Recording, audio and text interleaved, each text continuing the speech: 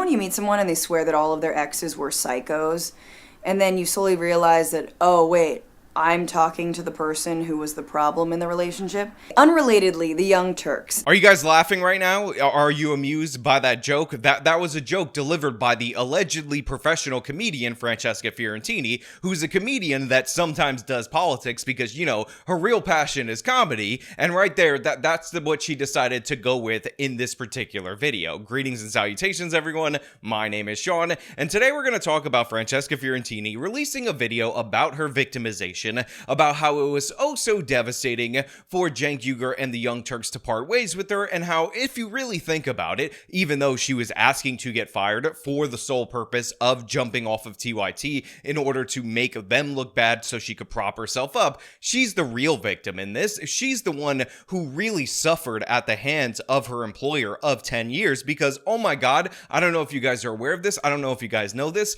Francesca decided to turn down a full-time employment gig at Al Jazeera, which is where she worked before the Young Turks, in order to be a contractor at TYT, only to discover that that position she took as a contractor was in fact a contractor position. That's really sad. That is really quite heartbreaking. That is really quite devastating news for her to find out 10 years later. And she is really just genuinely the real victim in this, because you can't expect her to consciously make a decision as an adult and then face the consequences of the choices that she 100% made. Just like you can't expect her to ask to be fired consistently through all of her actions over the course of months against the Young Turks, against Ana Kasparian and Cenk Uygur, and then not play the victim when she got exactly what she wanted in the first place, which was to be fired from the network. Yeah, obviously this video is ridiculous and absurd from top to bottom, and we're gonna break this whole thing down. But before we do, I want to thank everybody who supports this channel via actualjusticewarrior.com/join. Give me the money. Give me the money. Okay? And I'm going to make this as brief as possible because there are a million far more important and pressing things going on right now. As you know, actual fascism. But to make it brief, Cenk Uygur, the head of TYT, recently hath forboden me from appearing on any TYT shows because, in part, I said that him capitulating to right-wing framing on many issues meant he was, quote, acting like a bitch. And the truth is, he was. So to be 100% clear, Francesca Fiorentini was in fact calling her boss Cenk Uygur all of those names on her podcast, which was being distributed by the Young Turks network. However, even though she did do that, she was still appearing on TYT shows, for example, The Damage Report, post her doing that, because that wasn't actually the breaking point. I actually believe that there were two things that made Cenk make this decision. First and foremost, Francesca Fiorentini has been attacking Ana Kasparian relentlessly, lying about her, smearing her, doing all these crazy things in order to go against her because Ana has decided to take up some sensible positions on crime and government policy. And apparently, Francesca is very offended that they would dare blame a black woman mayor, Karen Bass, for her lackluster response to the California wildfires. That was something that she was legitimately upset about, and she brought on a guest in order to cry about on her own show. But even that wasn't the tipping point. Even that wasn't the thing that made Cenk make the decision.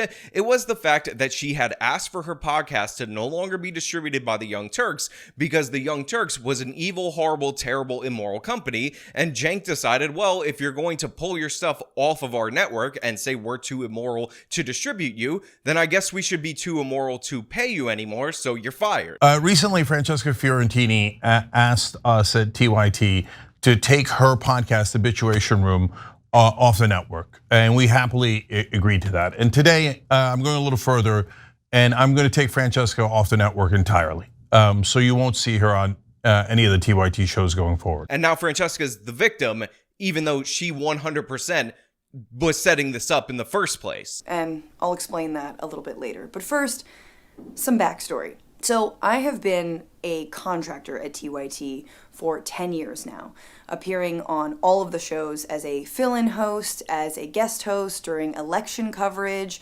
on the TYT main show, on The Damage Report, and on Indisputable, along with a lot of other shows.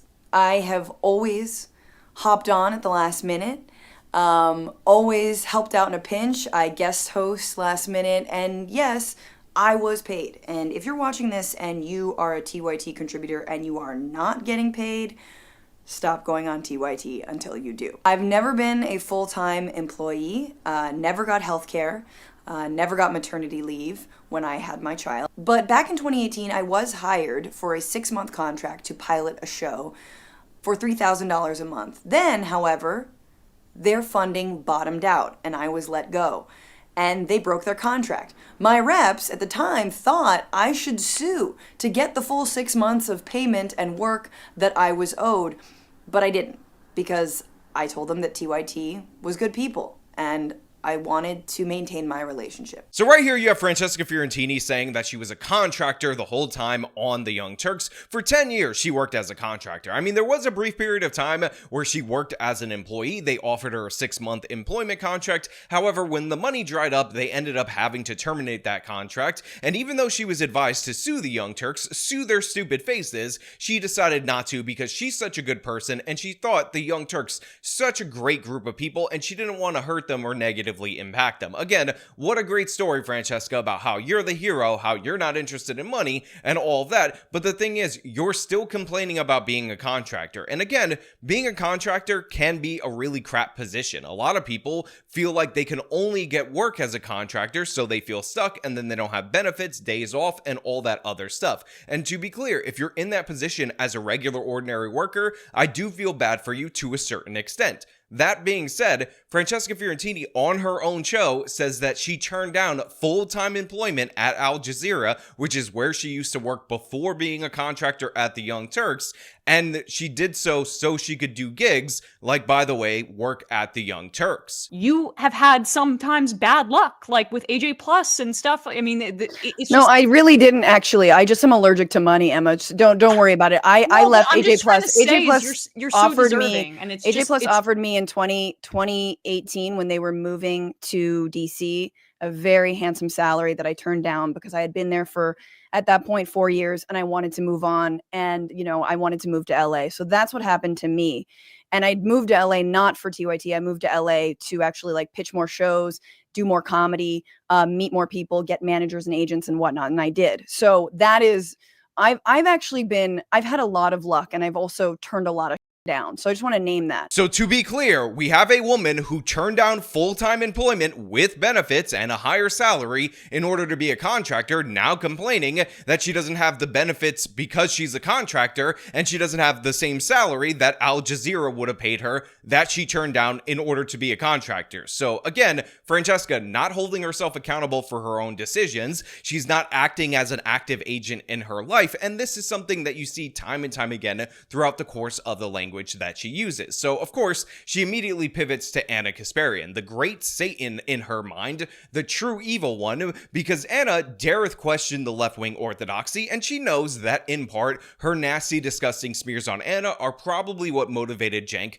more so than what she said about him, or even the podcasting thing. I think the podcasting thing was the thing that finally made it click, and that's why she's gone, but the repeated relentless attacks on Ana and teaming up with those who attack Ana, I think are the main primary thing. And I did. That is until things started to turn for TYT politically.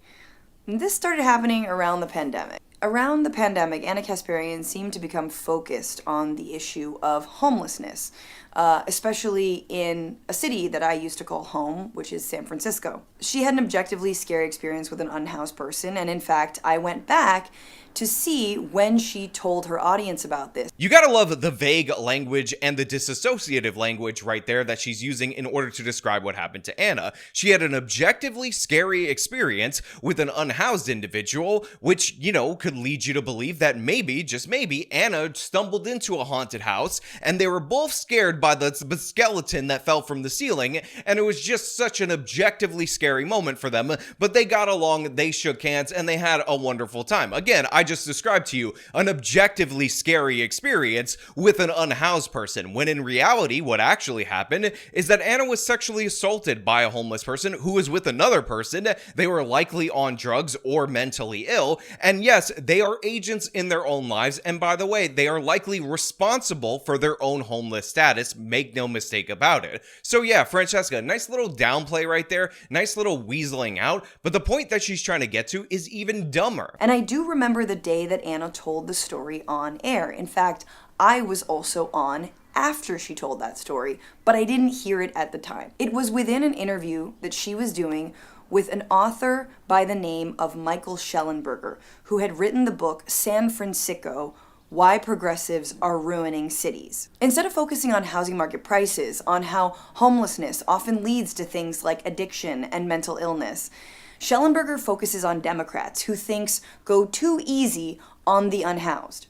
I remember that I jumped onto the show right after he got off, after that interview, and the TYT audience was really pissed because they felt like the framing and the platforming of someone like Schellenberger was a disservice to the issue of homelessness, mental illness, and addiction. So as a part of the research for this video, I actually pulled up the interview in question, and it will be linked in full in the description, but I just want you guys to understand that the way that Francesca is characterizing the homeless problem as if it is a consequence of high rent prices, which, by the way, as if that's not a consequence of Democratic policy, is absurd from top to bottom. First and foremost, San Francisco, just like New York City, and every city with a massive amount of rent control, has decreased supply. They also have a bunch of environmental regulations that decrease supply, and that ends up leading to the higher rental prices. But the point that Schellenberger wanted to make in that particular interview was the fact that the people who are going to San Francisco to live on the streets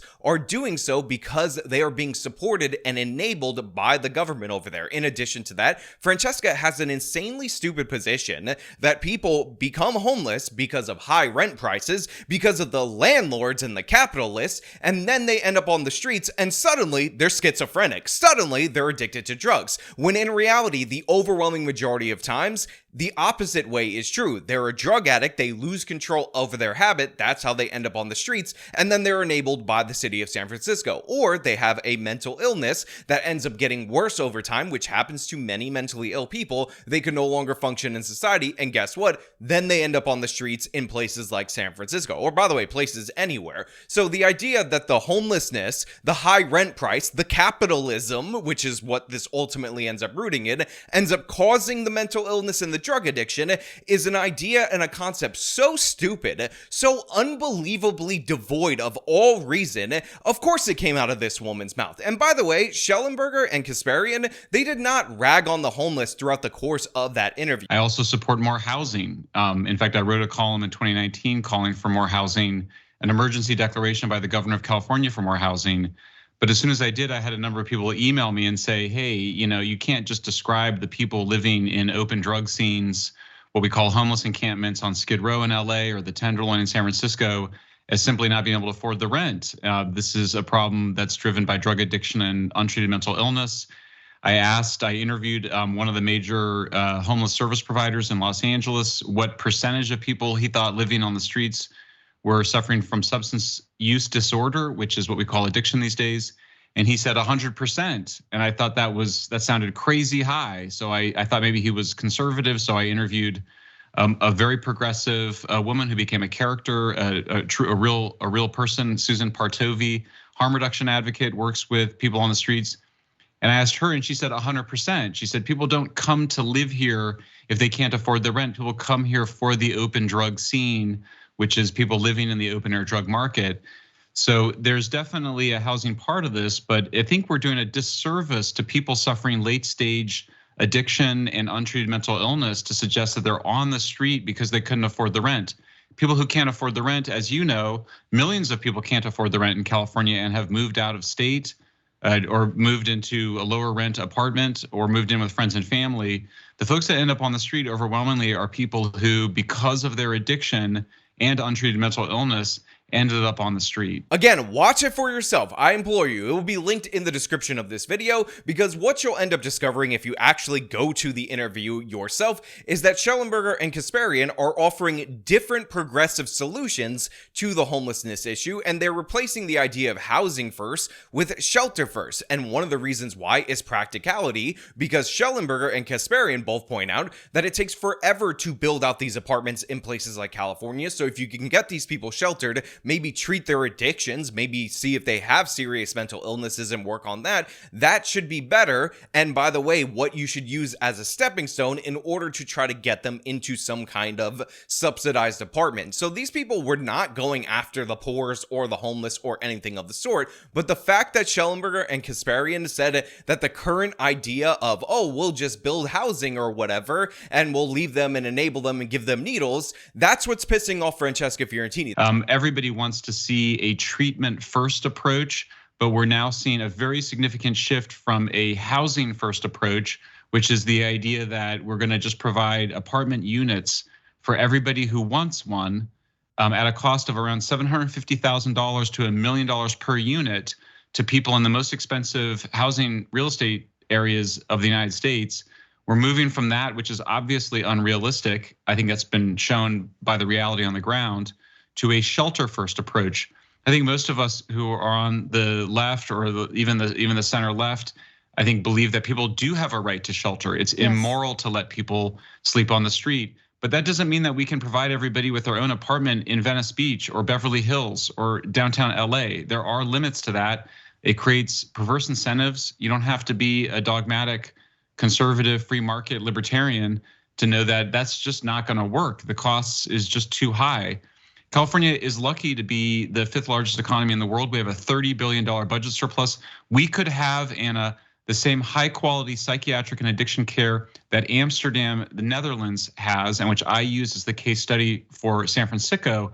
There's no reason that we couldn't be world class in our treatment of our most suffering fellow friends and family. My aunt suffered from schizophrenia. She did okay in a residential home. We can do so much better than letting people live in their own filth, drug addicted, and dying in tents on the street. The fact that they assigned any responsibility, and I mean any responsibility at all whatsoever, to homeless people and to the Democratic Party, that is the bug up her butt that she's pissed off about. And again, it just goes to show you how absolutely insane these people are. Because when you watch that segment, when you watch that interview, what you'll find out is that you'll come away disagreeing with Schellenberger and Kasparian, especially if you're somebody in my audience who disagrees with me, because they're both too soft on the issue. I think Anna has gotten better on the homelessness issue since that point in time, but back then that was already too far for Francesca Fiorentini. You dare treat a homeless person like they're an agent in their own life and not just impacted by the landlords, the evil capitalist landlords who not only threw them off the streets, but before they left, before they evicted them, they dusted them with mental illness powder and addiction powder. Wow, just Anna, you're so horrible. No, Francesca, you're an absolute fool. You're an absolute doofus. I mean, again, she genuinely thinks that people, because rents are too high, are becoming mentally ill when they hit the streets and then getting addicted to drugs, rather than the mental illness and the pre-existing issues that they have leading to them being homeless. Insane in every possible way. And again, I'm talking about the overwhelming majority of cases. I'm sure that there are some people who are living on the streets and then they ended up getting addicted afterwards, but the overwhelming majority of cases, it's the other way around. Make no mistake about it. Instead of focusing on housing market prices, on how homelessness often leads to things like addiction and mental illness, Schellenberger focuses on Democrats who thinks go too easy on the unhoused. You know what? I thought I was done, but I just gotta add one more thing. You cannot know and point out that a huge portion of the homeless population are actually returning veterans who are suffering from things like post-traumatic stress disorder, and then make the case that the reason they have post-traumatic stress disorder is because they're homeless. No, they have the issues. They got the issues from fighting in wars when they're veterans, all the horrors that they saw over there. Then they come back over here, and then they end up homeless because they can't manage those issues. How can you even make that opposite case? What's wrong with you? Since then, she's gone on to cover critical stories from a right-wing framing, like the alleged takeovers of buildings by Venezuelan gangs in Aurora, Colorado, like the mentally ill, undocumented man in Los Angeles who was found lighting fires, but who was not responsible for the wildfires themselves in January. Throwing progressive mayors like Brandon Johnson of Chicago under the bus because he listens to teachers too much. So look, we've covered all these different points that Francesca has talked about. The Venezuelan gang takeover of buildings in Aurora, Colorado, that turned out to be true. There was a video of it. You have representatives and police reports that go back far beyond that original video. But whatever, she denies that because she's an absolute doofus in every possible way. And now they're nitpicking and fighting over what does a building takeover actually mean. Second, she ends up bringing bringing up the guy who was arrested, who she describes as mentally ill, for setting fires, but she says, oh, that person wasn't responsible for the wildfire. Well, congratulations, Francesca. Ana never accused him of that. She just reported on the story of this person setting fires in the California wildfires and the neighborhood that ended up stopping them. And you ended up having a problem with that because you want the cover up of the homeless fires that, by the way, we see is government policy in a place like Los Angeles. 17,000 fires, by the way, were set by homeless people in 2024. That's almost half of the fires for the year total. And Francesca Fiorentini is on the cover up train. Throwing progressive mayors like Brandon Johnson of Chicago under the bus because he listens to teachers too much. Ana's actually really skilled at what she does, so the laziness with which she treats these stories really just stands out all the more. That third thing right there, those two sentences back to back are worthy of an entire video on its own, because here you have Francesca saying that Ana is throwing the progressive, innocent Beba Angel black mayor of Chicago, Brandon Johnson, under the bus because he listens to teachers too much. Oh my God, Ana Kasparian hates teachers? Oh, you know what's crazy about this is that Ana's really good at what she does, so the laziness in the stories and her coverage of those stories, it's super noticeable from somebody like Francesca Fiorentini. But here's the thing, Francesca, you're really terrible at what you do, and you're also terrible at lying. And the reason why Brandon Johnson is being criticized by a bunch of people, including Ana Kasparian, is not because he listens to the teachers, because it's a scandal in the city of Chicago that he is on leave from the Chicago Teachers Union, and he's tried multiple times in order to borrow money at terrible interest rates in order to pay off said teachers union in a contract that he will benefit. So he is corrupted not only by the teachers union money that is flooded into his campaign coffers, but in the fact that he is a representative of the teachers union, and he has tried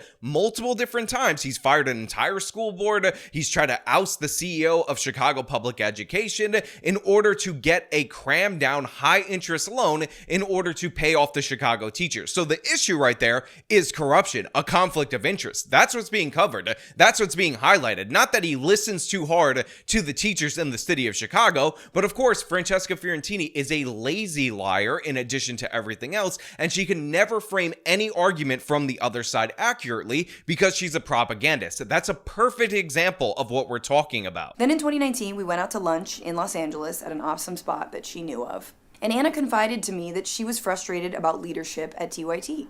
How she wasn't involved in day-to-day decision-making, and how Cenk viewed her more as a kid sister rather than a co-equal partner. And at the time, she wanted to branch out on her own and do videos on a new channel. I implored her at that moment to stay. I said that it's always women that tend to walk away from organizations, even when they've helped build them up to the point that they're at. I told her to fight for more of a decision-making role and to not walk away. And she did. And it looks like the editorial decisions that we see being made at TYT are in part because she now has the reins.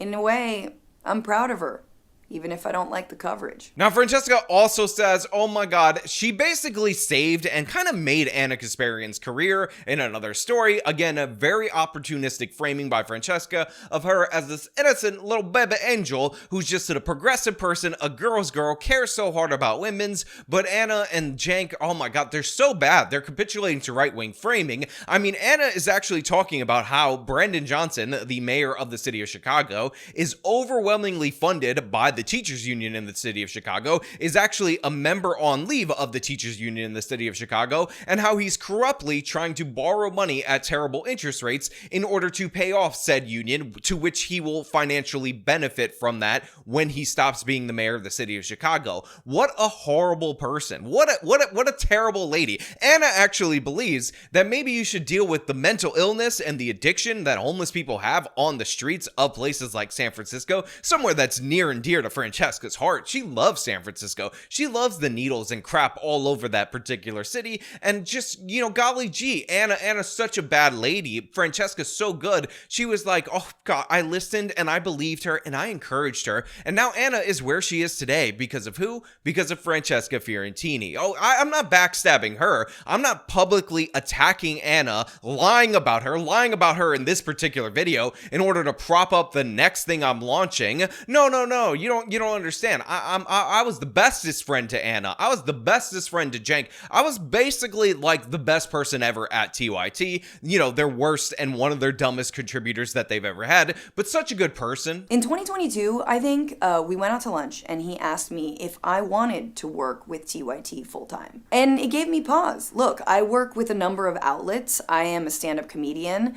I value my free time, and I have my own show. I wanted time to do those things. So first of all, fact check false on her being a stand-up comedian, but secondly, she's gonna complain about being a contractor time and time again, but then she talks about at one point in time where Cenk was like, hey, would you be interested in a full-time position? And she's like, honestly, I wasn't sure that's what I wanted. Again, this woman turned down a full-time position for better pay, according to her, at Al Jazeera, worked as a contractor, apparently was offered employment maybe once, maybe twice at the Young Turks, and she wasn't sure if that's something that she actually wanted, if that was actually something that she was interested in, but somehow it is Cenk's fault and the company's fault that she wasn't a full-time employee with benefits. Again, absurd. Crazy in every possible way, a total lack of connection with reality. And it's not like Francesca's 22 years old, she's 41 or 42 at this moment in time, and she can't take any accountability for her own actions. You should always ask for an offer before you pledge loyalty to anyone or any company. An offer never came, because in my view,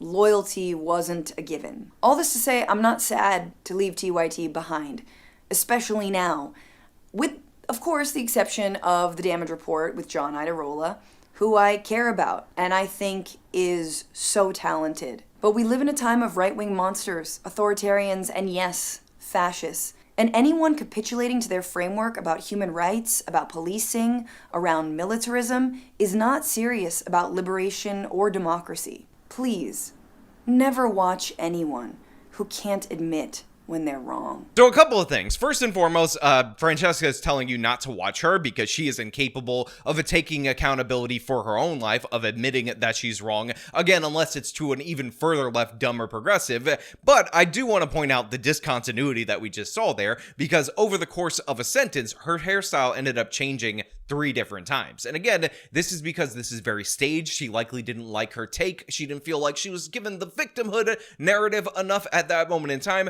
So there's cuts, camera reframes, and hair reframes that I just find to be absolutely fascinating, because it goes to show you that Francesca cannot get through a sentence normally, rationally, especially when she's trying to say, oh, I care about so many people at the Young Turks. Then it's like a smash cut to a slightly different angle, completely hairstyle. And she's like, John Idarola, I think I'm supposed to say that guy's name. I really do appreciate him. And oh, so many people at the network that I truly care about. The little people at the network, because I'm Francesca Fiorentini. I'm such a good and kind and honorable person. Did you know that I basically made Ana Kasparian the executive producer at the Young Turks? And then she had the nerve to say that homeless people don't magically become mentally ill when rents go up too much. I am one person with a scrappy YouTube channel who pieces together my annual living.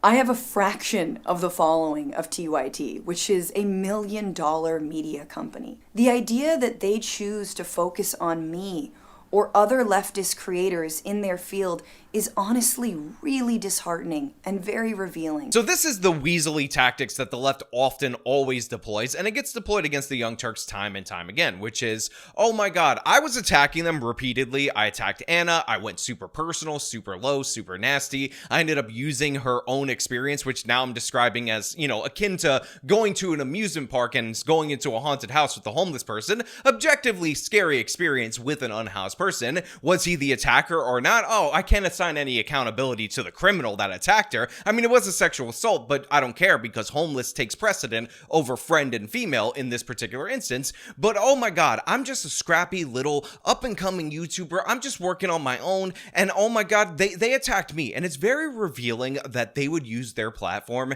in order to attack me. I mean, I attacked them 10x more times on all of my platforms, went on other people's platforms to go out of my way to do so. show, ended up calling them immoral, too immoral to host my podcast. But the fact that they would respond to me, that they would even mention little old me, little old Francesca, oh gosh, so sad, so revealing about them. Again, Francesca, the irony of you going after Cenk for acting like a bitch, when you're doing this right now, you attack, you throw the first punch, and then when somebody strikes you back, like the little brat that you are, your parent, you call out to them and you say, oh my God, mommy, he hit me, even though we all understand that you started it. Again, act like an adult. You're 41 years old. You have a kid of your own. It's time to grow up, Francesca, and stop trying to play the victim. When a bigger channel or whatever attacks you, that's a good thing. That helps promote you. If your ideas are better, you go up against them, you end up gaining a following from that. You want all the benefits of that while also trying to discourage future attacks because, oh, you're such a little baby victim, innocent Beba Angel Francesca. Look, I wish the best for the people of TYT,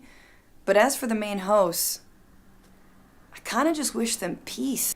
Because it's been a long, long road with many skeletons in many closets. And honestly, I don't think they know where that road is going. And it's going to be really sad when they respond to this video or try to smear me as if there weren't so many other pressing things to talk about. But I just had to get it off my chest, explain to you what's going on, and tell you that I am the host of the Bitchuation Room podcast. I mean, honestly, shut up, Francesca. Just shut the hell up and stop your little crybaby husband, Matt Lieb, from going out and crying on your behalf because he's doing the same exact thing to Ethan Klein. Turns out that guy was a moderator on the subreddit that was encouraging the fraudulent CPS calls about Ethan Klein's children over political disagreements. And then when Ethan pointed that out, Matt Lieb went full bitch mode and was like, oh my God, Ethan shouted me out. So, because he's attacking me and because I feel harassed, in my community that we encouraged, a CPS report on Ethan's kids and they visited his house and we're actually using the system to harass him, not to mention taking away resources from actual children that are being abused. I'm now endorsing that behavior, which he did on Twitter, because it's all a big joke. It's all fun and games because Ethan disagreed like 2% on the issue of Israel-Palestine. Again, they keep framing Ethan as this radical pro-Israel guy. That's just not the case. He's super pro-Palestine. He had a minor disagreement with Cenk's nephew, but Matt Lieb is like, that is enough for him to endorse calling CPS on his family. And again, he plays the victim just like Francesca is right here. Absolute cowardice from top to bottom. You're using this to promote yourself and then you're saying, oh, you should be above attacks because you're such a little baby channel. Oh my God, your stupid ass podcast doesn't get that many views. So, it's just not fair for you to be held up to any kind of standard. I mean, you're not really an adult. You're not really a sentient human being, despite the fact that you're 41 years old and claim to be a girl boss feminist. You're a child. You talk like a 15-year-old child and you take accountability like a 15-year-old child. Actually, you're kind of worse. You basically have the accountability metrics of like a 4-year-old. Ridiculous and absurd from top to bottom. Good thing for her that she was fired. And now, of course, she's going to play victim and use this to promote her new network, which, by the way, she took her moral stance against the Young Turks after she already secured a position somewhere else. We all understand what's going on right here, but that's where I'm going to leave it. Now, of course, I want to know what you guys think about all this down in the comments below. As per usual, if you like this video, show them by leaving a like, subscribe for more content, follow me on the social medias, support me via the support links in the description of this video. This has been me talking about Francesca Fiorentini playing a little baby victim. Somebody get the babyest violin out there for her. Till next time.